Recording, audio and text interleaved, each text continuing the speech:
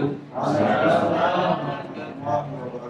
Alhamdulillahilladzi ja'ala syahra Ramadan sayyida syuhur. Wassalatu wassalamu ala sayyidina Muhammadin wa ala alihi wa sahbihi wa man tabi'ahum ila yaumin nusyur. Qala Allah ta'ala fi kitabil karim, a'udzu billahi minasyaitonir rajim. Bismillahirrahmanirrahim. Uhilla lakum lailatas syiyamir rafatu ila nisaikum hunna libasul lakum wa antum libasul lahunna. Alimallahu annakum kuntum taqtaluna anfusakum fataba alaikum wa afa ankum. Fal'ana bashuruhunna wabtahu ma kataballahu lakum. Sadaqallahul azim. Hadirin hadirat yang dimuliakan Allah, sidang jamaah salat zuhur yang berbahagia. Syukur alhamdulillah kita masih diberikan kesehatan dan kekuatan oleh Allah Subhanahu wa taala, sehingga sampai saat ini kita masih dapat menjalani ibadah puasa dan juga telah dapat melaksanakan sebuah kewajiban yang sangat penting, yaitu salat zuhur yang dilaksanakan secara berjamaah. Mudah-mudahan Allah SWT terus memberikan kekuatan kepada kita sehingga dapat meningkatkan ibadah di dalam sisa-sisa bulan Ramadan ini, dan semoga Allah SWT juga menjumpakan kita dengan Ramadan yang akan datang. Salawat dan salam kita sanjung sajikan kepada Nabi besar Muhammad sallallahu alaihi wasallam, yang mana oleh beliau telah membawa umat manusia daripada alam jahiliyah kepada alam Islamiyah, daripada alam kegelapan kepada alam yang terang benderang, sebagaimana yang kita rasakan pada saat sekarang ini. Salam sejahtera juga kita alamatkan kepada Allah dan sahabat beliau sekalian dan kepada para pengikut beliau sampai akhir zaman. Yang saya hormati Bapak Kepala Kantor Kementerian Agama Keprasaban, Bapak Kasubag Tata Usaha, Bapak-bapak kasih dan atau ibu kasih yang mewakili. Penghormatan kami juga kepada Bapak Kepala Kantor Pusat Agama Kecamatan Sukakarya, juga Bapak-bapak pengawas, rekan-rekan ASN, juga para pembawahi yang dimuliakan Allah Subhanahu wa taala. Tanpa terasa kita sudah memasuki hari yang ke-13 daripada bulan Ramadan.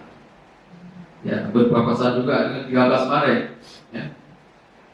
Memang kata orang angka 13 angka sial, tapi bagi kita yang berpuasa ini bukan sial, ya. Sebuah keberuntungan.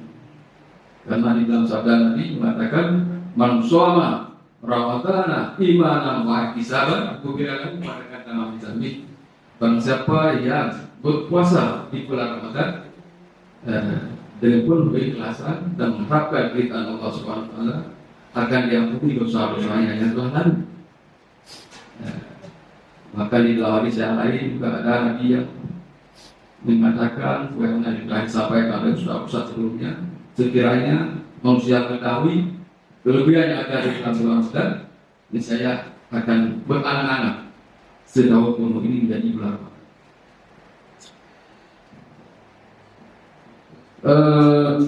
Ada sebuah anekdot, ya.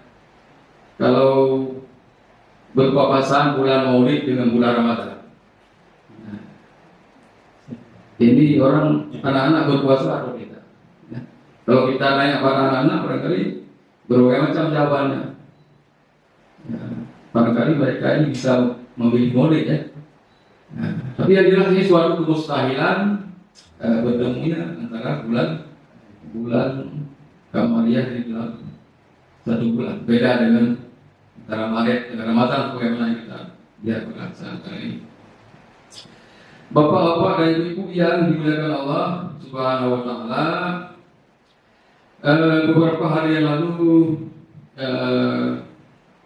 kami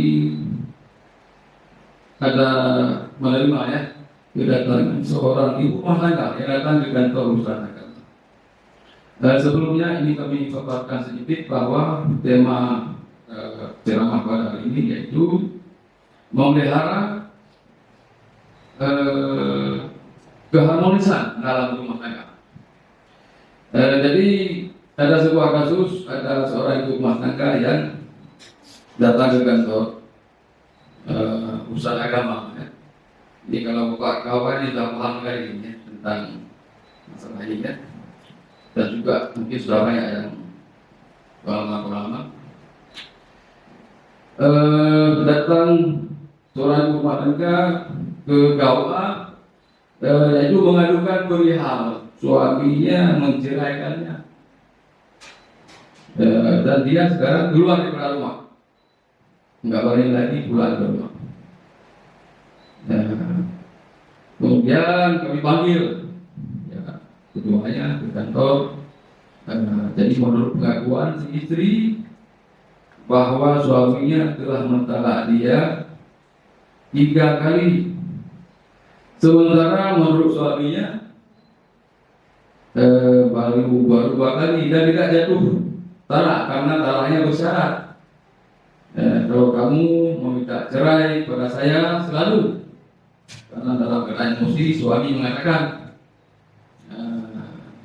kamu saya ceraikan sekarang harus keluar rumah, dan bicara sekarang harus keluar rumah. Jadi diucapkan oleh si suami beberapa kali, menurut pengakuan suami 2 kali, menurut pengakuan istri 3 kali. Kemudian penyebab daripada ucapan tersebut adalah disebabkan karena seringnya si istri meminta cerai. Penyebab seringnya istri meminta cerai ternyata si suami ditemukan oleh istrinya sering curhat dengan wanita lain. Dan curhat itu diketahui yang pertama dari orang lain di luar. Dan kemudian juga dia mempublikasi sendiri, melihat sendiri di handphone. Dan si sendiri ini bersedia memberikan bukti kalau memang si suami memantahnya. Ini supaya nanti kita ketahui bahwa hal-hal sepele bisa menyebabkan terjadinya keretakan dalam rumah tangga jika memang tidak diwaspadai, yaitu bermain-main di dalam masalah tanah, dan juga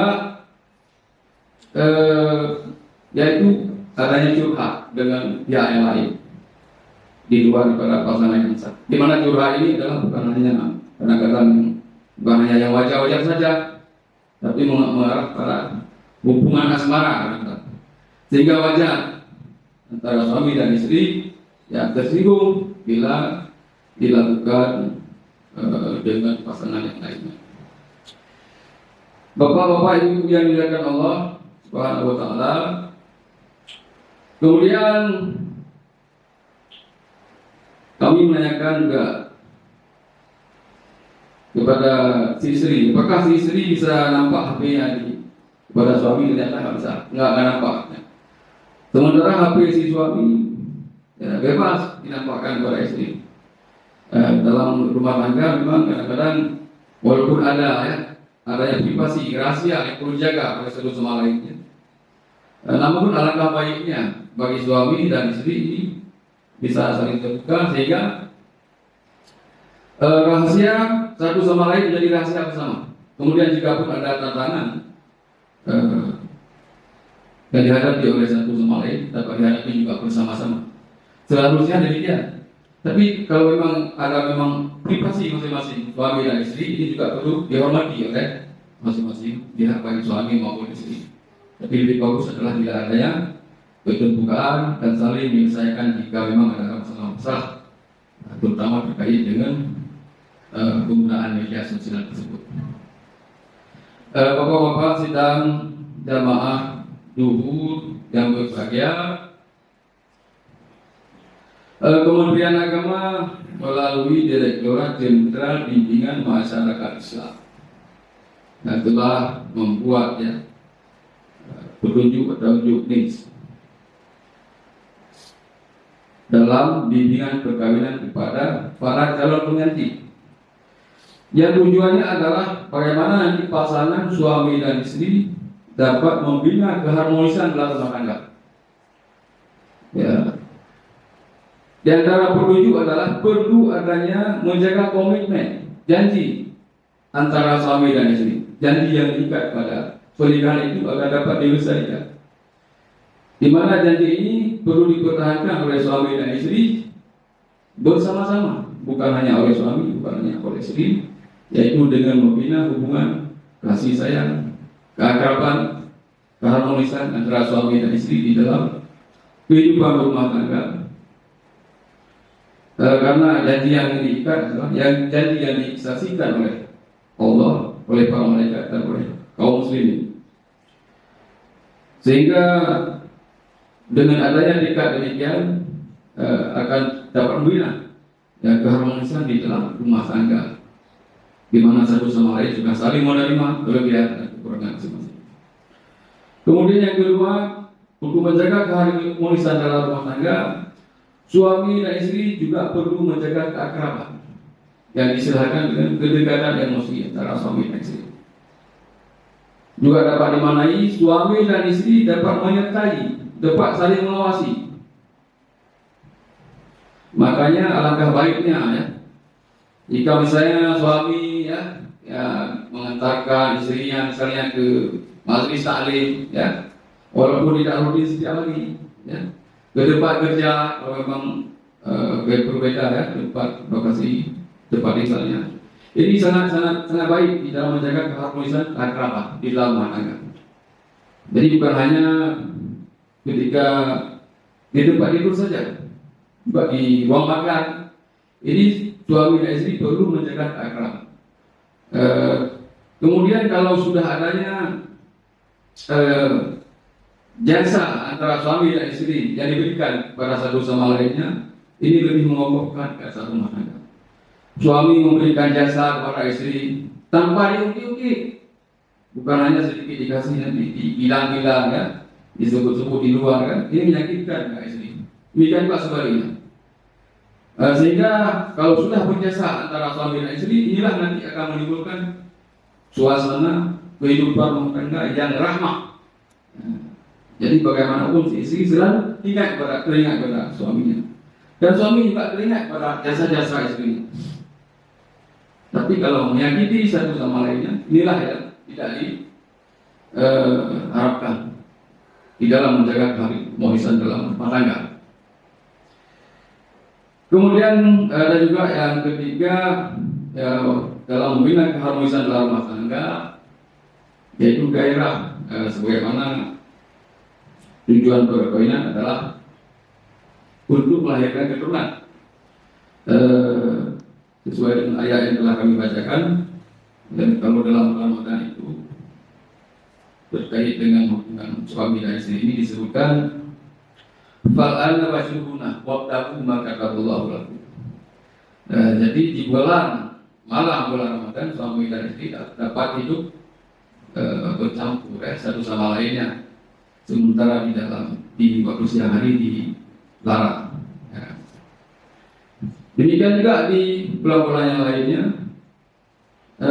suami dan istri perlu menjaga ya kebutuhan satu sama lainnya. Apalagi Allah SWT mengatakan hunna libasul lakum wa antum libasul lahunna. Ya, istri menjadi pakaian bagi suami, suami menjadi pakaian bagi istri. Bapak-bapak itu yang dimuliakan Allah, ini ada kasus juga ya. Ada kasus juga pernah kami tangani. Ada seorang suami ya, pergi mencari nafkah keluar daerah ya.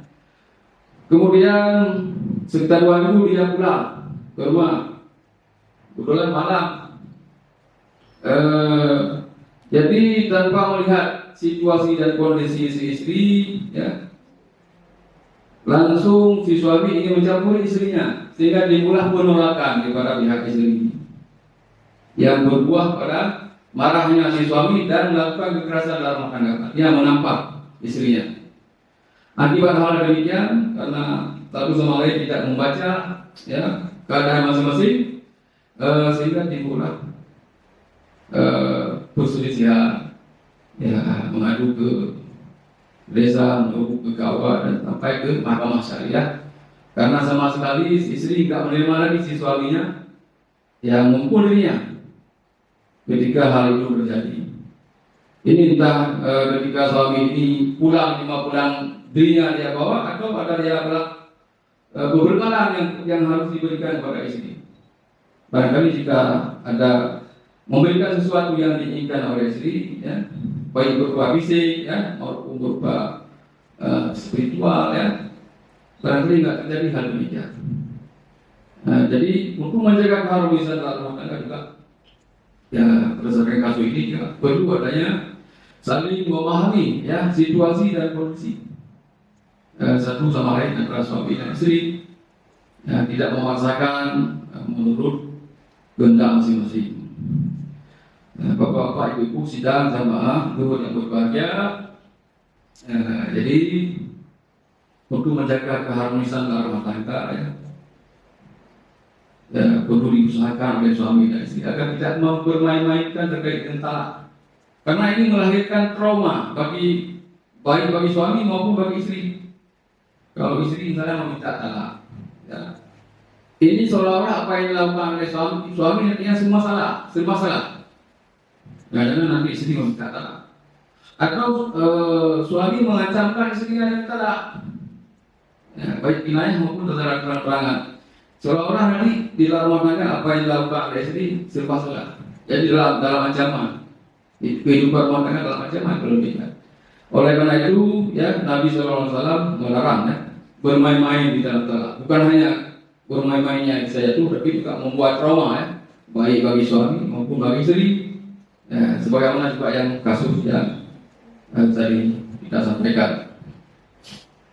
Demikian juga untuk membina keharmonisan dalam rumah tangga, yaitu satu sama lain agar dapat saling, ya, memenuhi kebutuhan, saling membantu dan juga saling memahami situasi dan kondisi, ya, sehingga dapat melahirkan sebuah rumah tangga yang harmonis, ya.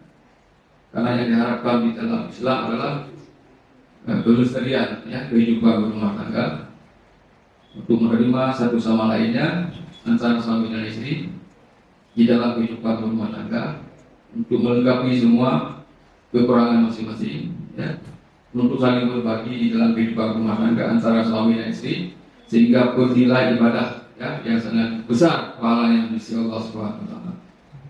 Ya. Jadi barangkali inilah, ya, yang ingin kami sampaikan terkait dengan menjaga keharmonisan dalam rumah tangga. Terima kasih atas perhatian. Mohon maaf atas segala kesilapan dan penyalahan. Wabillahi taufiq wal hidayah. Wassalamualaikum warahmatullahi wabarakatuh.